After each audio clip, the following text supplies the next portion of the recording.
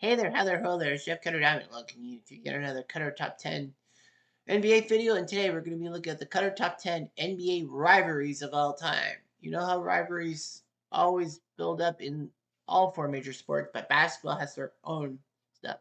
And for context, no, there are no Raptors rivalries, although Toronto-Cleveland is a massive rivalry because of the playoffs and how Cleveland always beats Toronto in the playoffs, even without LeBron. And of course, Toronto Vancouver only lasted 5 years because Vancouver moving to Memphis, so that's not on the list. Toronto and Philly could be a rivalry, but I don't think it makes the top 10. So anyway, let's look at the top 10. Number 10 is the Knicks-Pacers rivalry. This was a bastardization playoff rivalry in the 1990s. In 2025, the rivalry was big because that was to go to the to the NBA Finals, which the Pacers won. The Pacers did it with Tyrese Halliburton. Unfortunately, his ACL ruined him. It was a massive playoff rivalry. It was known for Reggie Miller's heroics and the heads around the throat gesture to Spike Lee, his 8 points in the last 17 seconds of Game 1 of the conference semifinals against the Knicks in 1995 for him. The Knicks trying to hurt the Pacers. The Knicks getting Larry Johnson's 4-point play in 1999 to knock off the Pacers and go to the NBA Finals. So, well, that wasn't the play that did it, but it did, in a sense, lead to things. So, what do you want? Number 9 is the Celtics Pistons.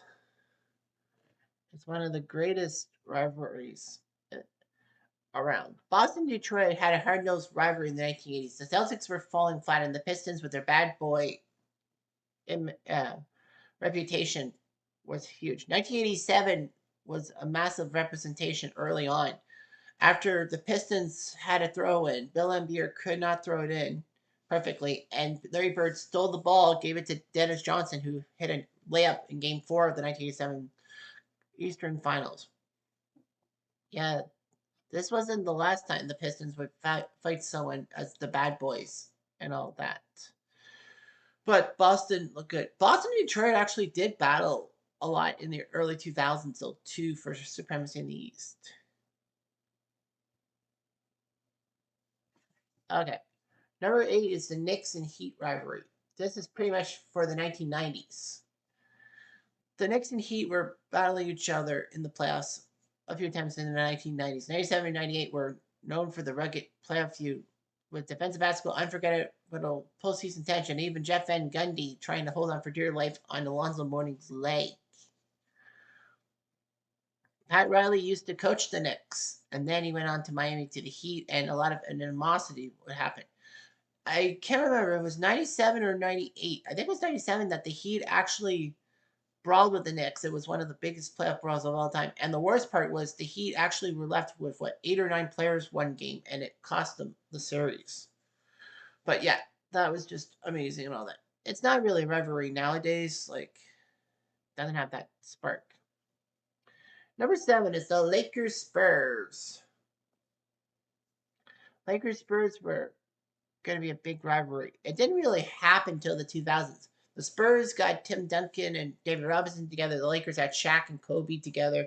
It was the battle of the duels, and usually the Lakers had done their job. However, the Spurs, once David Robinson retired, put Tony Parker, Manu Ginobili, and a few other Spurs on top of the Lakers. And of course, Shaq left for Miami, so Lakers had to rely on Kobe and all that.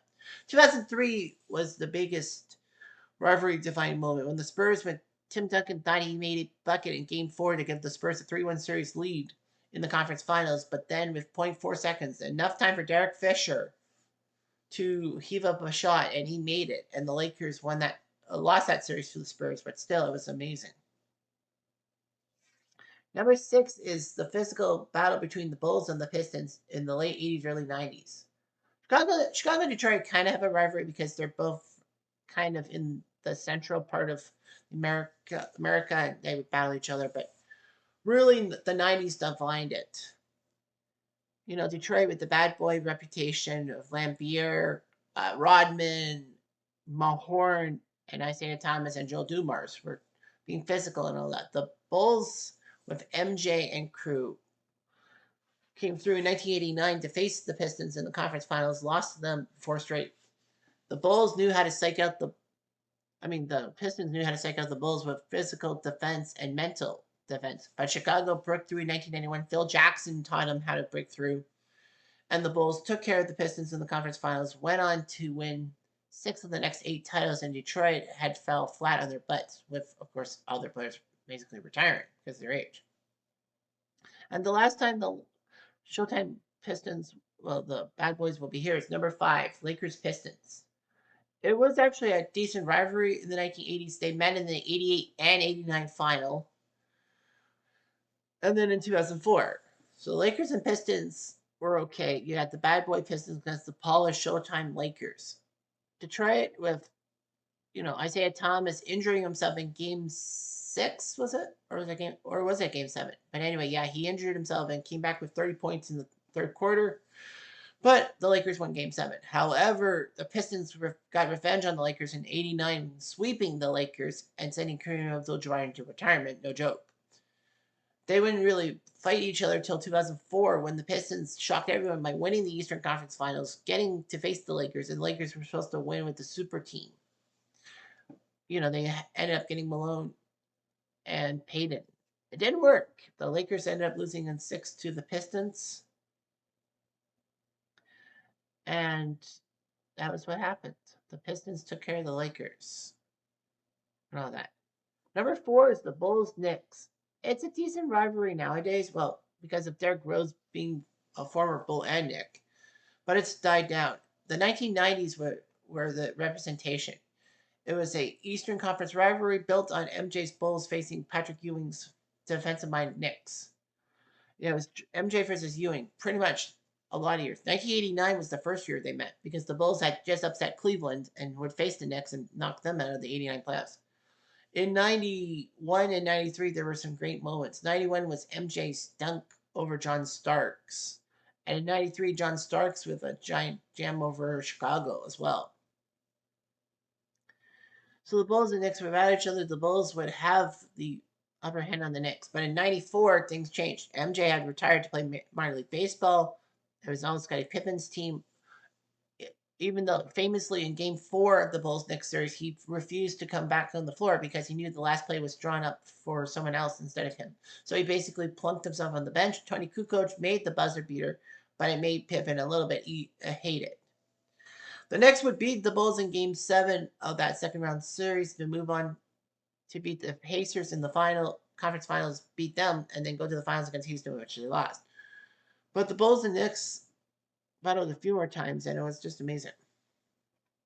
Number 3 is Cleveland Golden State. Now, this is the rivalry of the 2010s because Cleveland and Golden State almost always made the finals and all that. There was a finals rivalry in essence. You had LeBron, Kyrie Irving,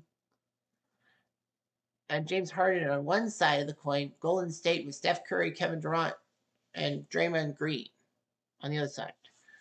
They would battle each other for 4 straight NBA Finals from 2015 to 2018. It was just basically the same old song. 2015, the Warriors took care of the Cavs a little bit easily with my favorite Golden State Warrior, not Curry, but Andre Iguodala winning the Finals MVP. Shit on him all you want for winning the Finals MVP, but he's great. Anyhow, so 2016 they met. Golden State had won 73 games to become the first NBA team to have single-digit losses in a season, non-strike, of course. And then they were up 3-1, and then stupid Draymond Green took a damn technical, was booted for Game 5, and that got Cleveland's momentum. Game 7, when Kyrie Irving made the three-pointer after LeBron with the block on Iguodala.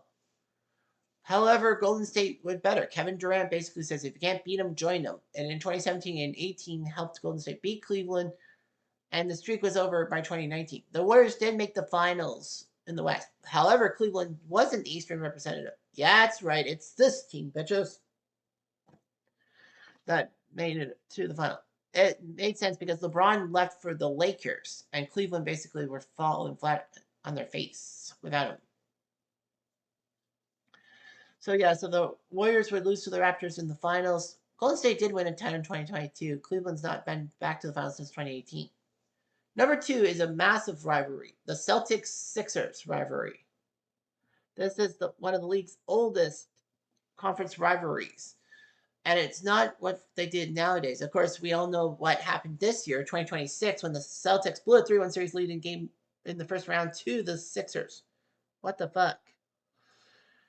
And then Jaylen Brown is now a Sixer of all fucking teams. Sorry, Jeff Ramsey, I feel your pain. But anyway, Celtics Sixers were multiple decades of fighting.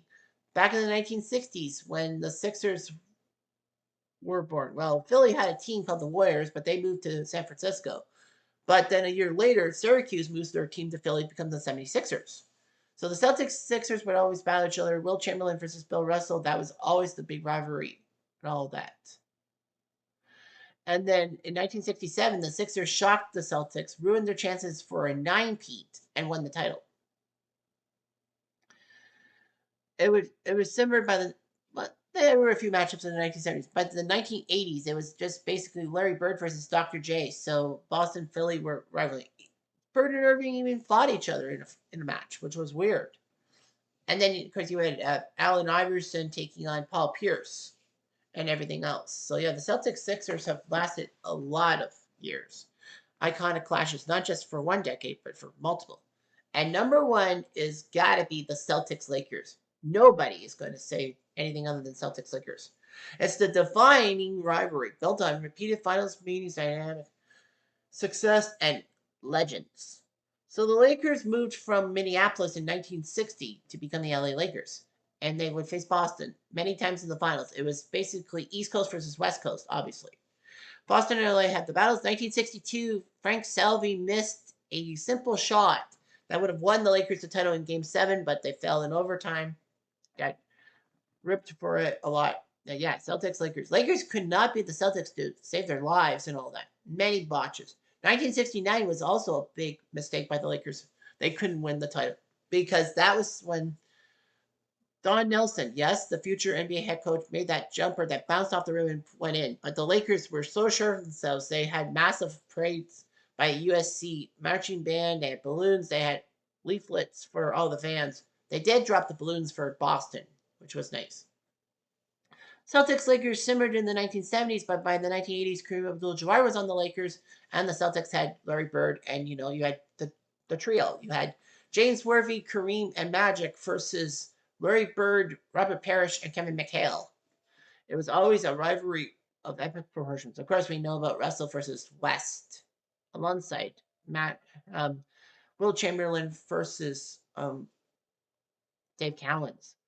Kareem Abdul-Jabbar was there. Paul Pierce versus Kobe Bryant. So the Lakers Celtics in the 90s, not really that great. But they did meet in the 2008 and 2009 playoff finals. I think split. Yeah, they split the finals and all that, which was pretty impressive. Of course, Kevin Garnett was added in 2008 and said, anything's possible. Lakers Celtics are a good rivalry even nowadays. But yeah, Lakers Celtics is a defining rivalry in NBA history. Anyhow, I'm Jeff Diamond at Duke.